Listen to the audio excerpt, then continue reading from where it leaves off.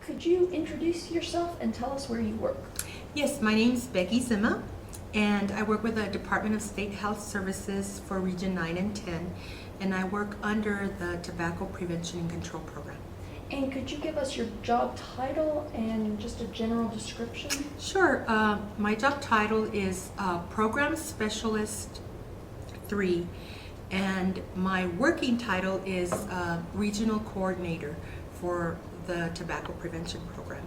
And what I do is we develop a comprehensive tobacco prevention and control program, and what we try to do is get that out to the community in various ways. You know, some communities we may need to do a health fair, which they've kind of frowned upon those now, but just to create the awareness.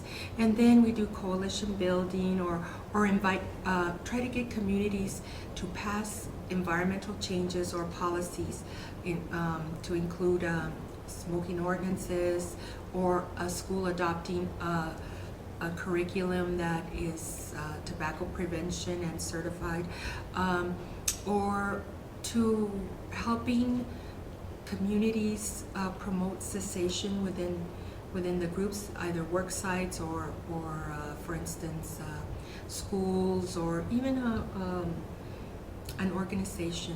Maybe the Lions Club may want to start doing this activity, and we provide the tools also. We can have like coalition building. We can train them on tobacco issues, advocacy, and so kind of have a whole comprehensive program approach to it. And just out of curiosity, you said they frown on health fairs.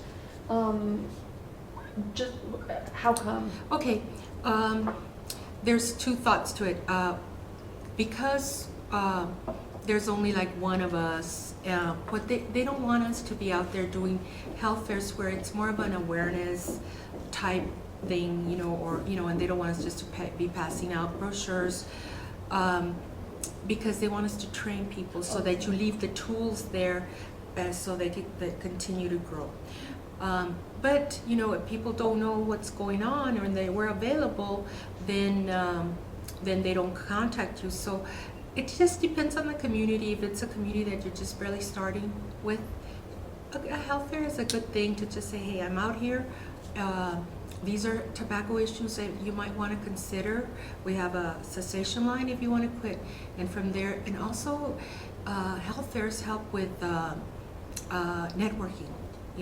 Networking is very important, and so you see another organization, and that's where you may want to partner or do something with them or for them, and there you have another contact. Okay. So. And you provided some examples of the types of projects you work on. Can you give us a specific example of a project you've worked on, kind of from start to finish, and what you did and your role in that project? Okay, well, there's several projects that I've worked on. Of course, I worked on the ordinance here in El Paso, and that was a challenging one. We were able to pass a smoke-free ordinance 7-1 when no other city had a comprehensive ordinance. And in my role was to educate, to train the members of the coalition on advocacy issues, on how to work with city council people, but I really couldn't lobby because that's not a thing you can do. The other project that we have done is we developed one here at UTEP where it was actually a fellowship project for myself, and what we did is we started getting UTEP to celebrate Great American Smokeout, and through good contacts and I was able to get the school, actually the actual class, the professors to assign this activity to them. And so we would develop we would plan the activity using students from UTEP and local organizations, and we were able to disseminate information, and it was adopted. Actually, it was something that happened every year for the past 6 years. And so we feel like that was an adoption, that was good cooperation between the College of Health Science and our program and the students. Eta Sigma Gamma was very, very wonderful in helping us and developing educational tables and different issues on tobacco. And so we usually impacted about 300 people, I would believe, and it was very successful. Wonderful, and I know the students and the Gammons, it's a wonderful experience for them to work with you all and get some That's great. actual hands-on type experience. Mm-hmm. Very good. What are some challenges of your job? Well, on my job, I'm responsible for 36 counties, okay? So one of the biggest challenges is getting to all 36 counties. And we have to cover 61,000 square miles. And Texas is a big state. it is a big state, and we only have that little tip there. So some of my towns, I can fly into Austin and just drive an hour and get there versus 8 hours or 13 hours. We measured our area, and it's 13 hours from El Paso, the tip of El Paso, to the other tip. So the biggest challenge is not even so much funding, which it is, funding to be able to travel, but the time. I spend 13 hours just getting there, and then doing an activity or doing something, and 13 hours back. So in a week, I lose a lot of time. So the biggest thing that would help me is having another tobacco specialist in our area. Of course, that's not going to happen right now. The other challenge is we do have an enemy. We have an industry that constantly is battling with us. I mean, you can have like diabetes program, and they don't have an enemy. We do. We have an enemy that lobbies, that pays, uses like $4 billion just to advertise, and it's very political. So that's the other challenge. And right now, excuse me, at this point, tobacco prevention was a big hot activity from the, I guess, maybe 94 to maybe 2008. But there's other health issues that are out there, and especially in this community. If you go to a community and you say, hey, you have this amount of money. Let's say you say, there's $1,000 for you to do an activity. Do you want to do it on diabetes or tobacco? This community is going to select diabetes because that affects a lot of people. Unfortunately, tobacco is there, and people can get addicted and they get sick. It also makes them sick with diabetes and tobacco. So we need to keep, our watch eye on the tobacco issue, especially because the addiction is so great. So those are the challenges, like trying to still tell people that tobacco is an issue. We also say, ATOD, put the T back in ATOD, because most organizations will do A and the OD, but they don't do tobacco. So And for the folks out there, what is ATOD? Oh, ATOD is alcohol, tobacco, and other drugs. And so I tell people that red ribbon is not just about alcohol. And do not use all your funds on red ribbon when you can spend a little bit the next month on the Great American Smoke Up. So we're trying to re-educate our educators, our schools, in selecting issues that are very important. And I know that other drugs are very important too, but to include tobacco, which is the biggest killer of all those drugs. Well, and also another person who was interviewed, Holly Mata, she's doing her dissertation on smoking and alcohol use. So oftentimes tobacco is used in concert with these other drugs, and they kind of play off of each other. Yes, they do. And many times if a child is using alcohol, they're already smoking. Tobacco is also known to be a gateway drug, and one of the things is that that's where they learn how to inhale, to use the other drugs. So we also encourage parents to really take a look at the kids if they find them smoking, to check to see if there's nothing, no other drugs that they're doing, because that's where you learn to inhale. And I mean, or dipping. Now that is a big issue too. Is the tobacco industry? People like Philip Morris and R.J. Reynolds were never involved in smokeless tobacco. Now they're getting involved in that, and they're using very unique techniques, like they use the snooze, and they promote it, and they're also developed these little tic-tac-like little pills called orbs, where you can put them in your mouth, and they're, in school they're undetectable. People think they're tic-tacs, but they're promoting it as a dual drug. In other words, they're saying, while instead of saying don't use cigarettes, use our smokeless or spit tobacco, they're saying use our spit tobacco where you can't smoke. And so the addiction is still there. They're still picking up the market, and they're targeting our young people. So. All right. Mm-hmm. Conversely, what are the rewards of your job? Oh, the rewards of my job are, I've traveled, I've met the most wonderful people in the world, I've shared information with wonderful colleagues, and I've grown. I was a very sheltered person. I was growing up, and since then I've met and seen so many people.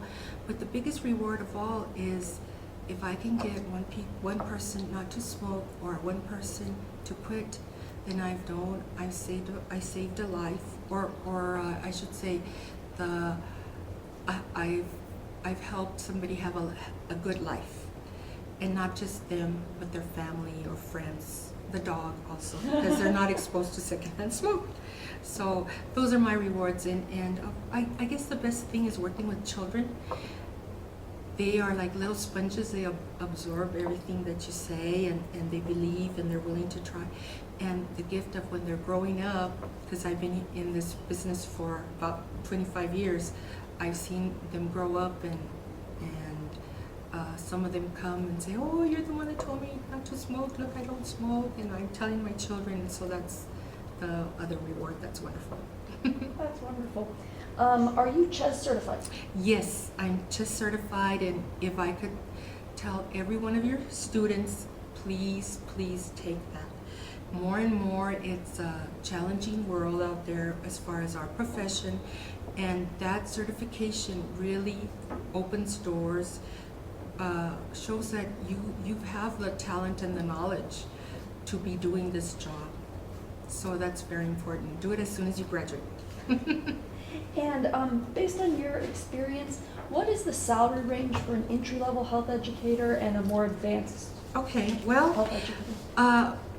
you're not gonna, a lot of times you don't find health educator per se, but in the different fields, I believe like starting salary would be like 38,000 as you start, between 38 and 64,000, and then more of a like maybe an advanced level, that could easily be like 47 to 68. That's what, and I reference that from our state health department. Now there's other positions that are pay a little bit less, but they still have those skills that, and usually it's like 32. Okay. Mm-hmm. Which areas of responsibility of the 7 do you use most on kind of a day-to-day basis? On in your a job? day-to-day basis, I use, I guess, planning. Planning is a lot of it. Implementing. We have to implement these programs throughout the state, and evaluation. We have to evaluate everything because it has to be proven that it works. So those are the things I use more. And I guess administration because you have to, well, for me, I have to work on my budget. I have to make sure I'm meeting the goals and objectives for our program, and I have to make sure that our staff is doing the same. So those are the ones I use daily. You know. Mm-hmm. You mentioned that you'd recommend all the health educators take the CHES exam right when they graduate. Mm-hmm. What other advice do you have for those folks out there Okay. to be successful? To be successful, volunteer at different agencies. So first of all, your name gets out there, and you learn the real world stuff. You know about. You may be able to plan a little event, help with evaluation, and you get stronger at those things. The other thing I would say would be take a very, very good writing class, because as things progress, you will be asked to write more things. As you move up in your career as a health educator, you might be developing the program where you have to write a program or more technical writing. You may be having to survive on writing your grant to keep you working. So very good about grant writing. And also, and I wish I had done this, is join Toastmasters. And if you are up there in front of people, that would be an excellent way to improve your speaking skills. And can you tell us what Toastmasters is? Oh, Toastmasters is, and you know, Toastmasters is a group that gets together and they all talk, they work on speeches with each other. It's like everybody has a chance to perform a speech, and they tell you what you're doing wrong, what you're doing right. The experience of having to get up and speak makes it easier, and sometimes that helps you sell a community on wanting to be smoke-free, you know. So it's a good thing. It's something you want to do as a development for yourself, and I think and enjoy people. That's the other thing. Just be a good talker and listener. Good. And this is a little more of a general question, but what do you think the future challenges and directions for the health education profession are in terms of training and evaluation? Okay. Well, I believe that we are, as health educators, jobs are going to be where they don't say health educator, but they might say planner or program coordinator, those kind of things. That and go look at the job description when it's first out there, and look at what you can do, and don't be afraid to apply for this. I think there's a lot of future in preparedness. A lot of people, you know, will have the police officers, you know, train on how they do certain things, or you know, how to prepare and stage an event. However, they need the communicators. They need the people that will be able to talk to the public about this H1N1 and the vaccine, and they need people that can plan and teach the people that are the responders. They also need people who could also help the responders if the event happens and they're affected by it. How can you help them? Be a resource person for them. So I think there's a lot of opportunity in preparedness, and I think getting trained on going to the Red Cross and getting trained on certain skills, that's a good thing. Also, getting trained on technology. The world is changing so quickly that computers and your cell phone is almost like a computer, and being able to use the little satellite that goes on the computer, and different tools that are coming out that we think makes life easier. Well, for us old timers, it's a little bit scary, so just know how to use those things. So become a little techie. Very I good. think. Well, Becky, we have a long history, and I'm very Yes. proud to have been your classmate and now your colleague. Oh, well, thank you. You know what? I've enjoyed you so much. We've been friends, and you know, we've gone through class together, and we've seen Eta Sigma Gamma grow. And please join Eta Sigma Gamma. It's an important way to help the community, and the community helps you by sharing their wishes, their hopes, and you're educating them. That's where you can use your tools. And if you educate the community, they'll know that they need to demand something like clean air or clean water. So you create that demand, that awareness, or you know, you help them live healthier lives, and that's very rewarding. Well, thank you for all Thank you you. do.